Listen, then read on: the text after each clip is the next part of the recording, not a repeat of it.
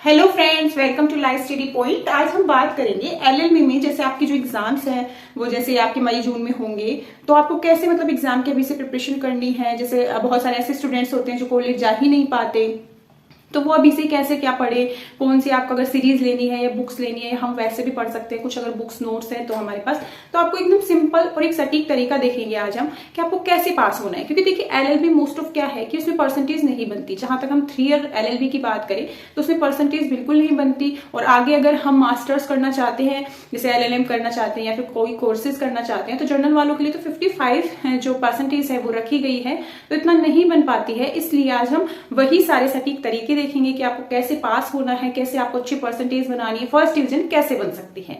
तो आप वीडियो के लास्ट तक बने रहे, वीडियो को लाइक और शेयर भी करें, चैनल को सब्सक्राइब भी करें, साथ ही बेल आइकन पर भी प्रेस करें जिससे आगे आने वाली हर एक वीडियो का आपको अपडेट मिलता रहे।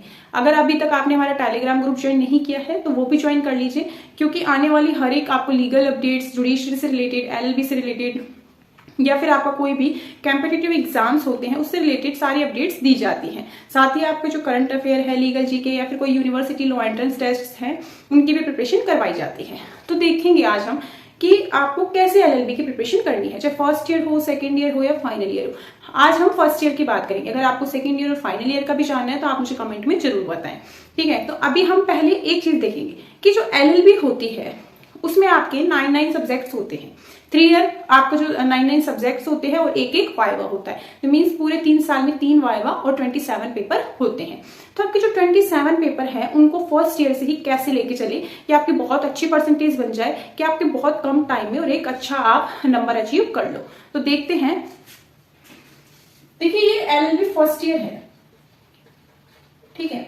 ये एलएलबी के फर्स्ट ईयर के सब्जेक्ट्स हैं, ठीक है। ये आपको सबको पता होगा, ठीक है। हम बी एलएलबी नहीं, हम एलएलबी 3 ईयर की बात कर रहे हैं।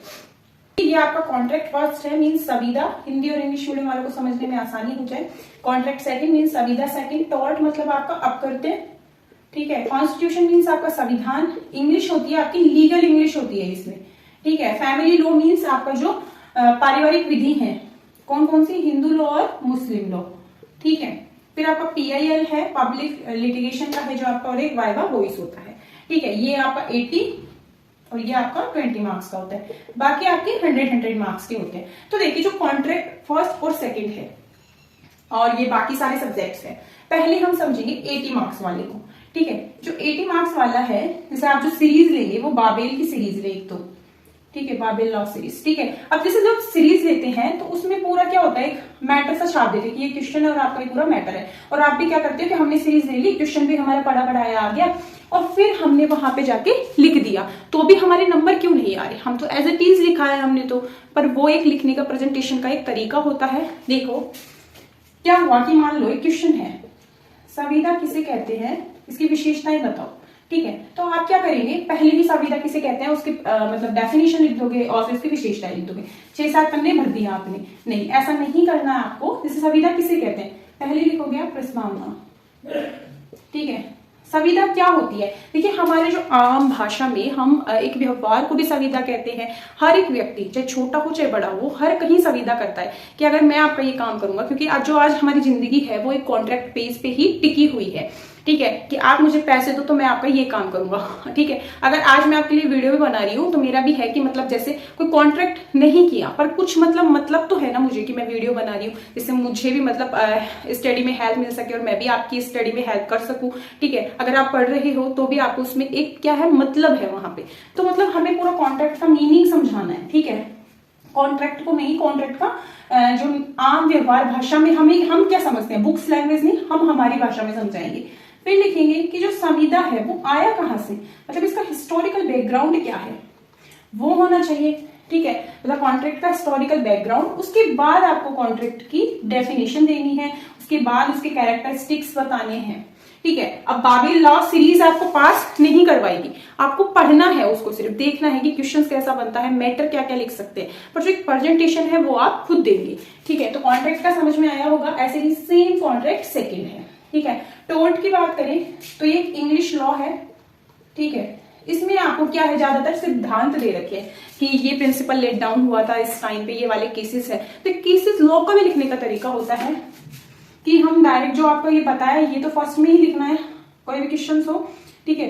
देखो लॉ है, कानून क्या है वो बताना है अपकर्ते में फर्स्ट पेज पे। उसके बाद आपको अपकर्ते का जो हिस्टोरिकल बैकग्राउंड है वो बताना है। अगर कोई सिद्धांत के बारे में भी पूछ रहे हैं बाकी क्वेश्चन से, तो आपको क्या करना है, जैसे मान लो कोई भी केस ले लेते हैं, एक ही गौपालन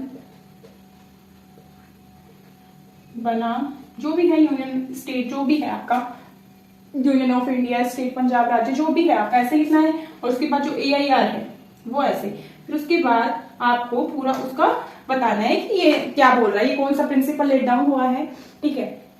हम मान लो सारे जो आपके ये इंग्लिश लीगल है इसमें आपको एक ऐसे वो सॉरी एक लेटर तो करना ही करना है, और बाकी आगे के 4 क्वेश्चन करने के सोचो आप, क्योंकि बाद वाले जो करते हैं उसमें नंबर्स नहीं आते हैं आपके। फैमिली लॉ है उसमें भी आपका ये दोनों है कि आपका एक मैरिज एक्ट में आएगा, सक्सेशन में भी आएगा, ठीक है। और जो मेंटेनेंस है ये सारी चीजें इनमें आती है।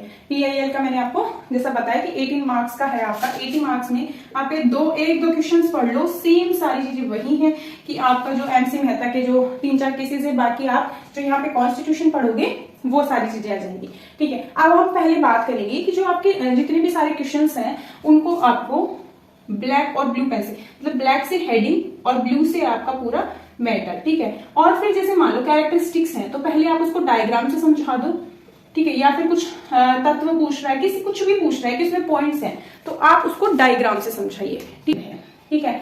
टोर्ट की बात करें तो ये इंग्लिश लॉ है, ठीक है। इसमें आपको क्या है, ज्यादातर सिद्धांत दे रखे हैं कि ये प्रिंसिपल लेट डाउन हुआ था इस टाइम पे, ये वाले केसेस है। तो केसेस लॉ का भी लिखने का तरीका होता है कि हम डायरेक्ट जो आपको ये पता है ये तो फर्स्ट में ही लिखना है, कोई भी क्वेश्चन हो, ठीक है।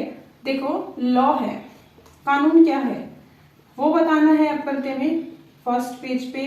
उसके बाद आपको अपकर्ते का जो हिस्टोरिकल बैकग्राउंड है वो बताना है। अगर कोई सिद्धांत के बारे में भी पूछ रहे हैं बाकी क्वेश्चन से, तो आपको क्या करना है, जैसे मान लो कोई भी केस ले लेते हैं, एक ही गौपालन बनाम जो भी है यूनियन स्टेट, जो भी है आपका union of India, state Punjab राज्य, जो भी है आपका ऐसे लिखना है। और उसके बाद जो AIR है वो ऐसे, फिर उसके बाद आपको पूरा उसका बताना है कि ये क्या बोल रहा है, ये कौन सा प्रिंसिपल लेट डाउन हुआ है, ठीक है।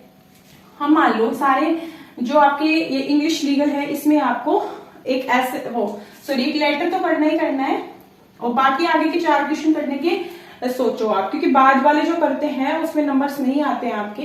फैमिली लॉ है उसमें भी आपका ये दोनों है कि आपका एक मैरिज एक्ट में आएगा, सक्सेशन में भी आएगा, ठीक है। और जो मेंटेनेंस है ये सारी चीजें इनमें आती है।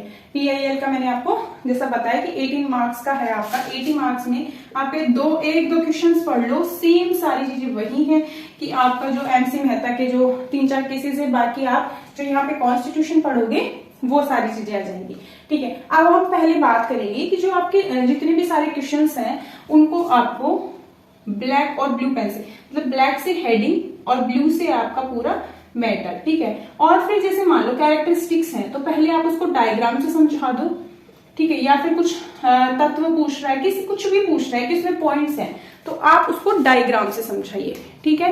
तो आप जैसे डायग्राम से समझाएंगे तो वहां पे ही इफेक्टिव हो जाती है वो चीजें। अगर कोई मोस्ट लाइन है तो उसको बॉक्स में बंद कीजिए। आप किसी के डेफिनेशन दे रहे हैं तो उसको भी एक बॉक्स में बंद कीजिए, ये इसकी डेफिनेशन है, और फिर इसको एक बॉक्स में बंद कर दो, ब्लैक पेन से पूरा अंडरलाइन कर दो जिससे पता लगे कि है। तो मतलब आपको इफेक्टिव खुद बनानी है चीजें, ठीक है। तो ऐसे ही जैसे LLB में अगर आप ये सारी चीजें टिप्स हैं जो ये सारी चीजें अपनाएंगे तो आपको बहुत फायदा मिलेगा, परसेंटेज भी अच्छी बनेगी। अगर आपको किसी को नोट्स चाहिए इंग्लिश हिंदी के तो आप मुझसे कांटेक्ट कर सकते हैं। व्हाट्सएप का जो नंबर है डिस्क्रिप्शन बॉक्स में है, तो वहां से भी आप मुझसे मतलब नोट्स के लिए कांटेक्ट कर सकते हैं। तो वहां पे आपको नोट्स प्रोवाइड हो जाएंगे, चाहे इंग्लिश मीडियम हो हिंदी मीडियम हो, तो उससे क्या आपको और हेल्प मिल जाएगी और परसेंटेज है जो आपकी बहुत बेस्ट परसेंटेज बन जाएगी। तो आगे भी ऐसी अपडेट्स के लिए आप हमारे चैनल के साथ बने रहिए।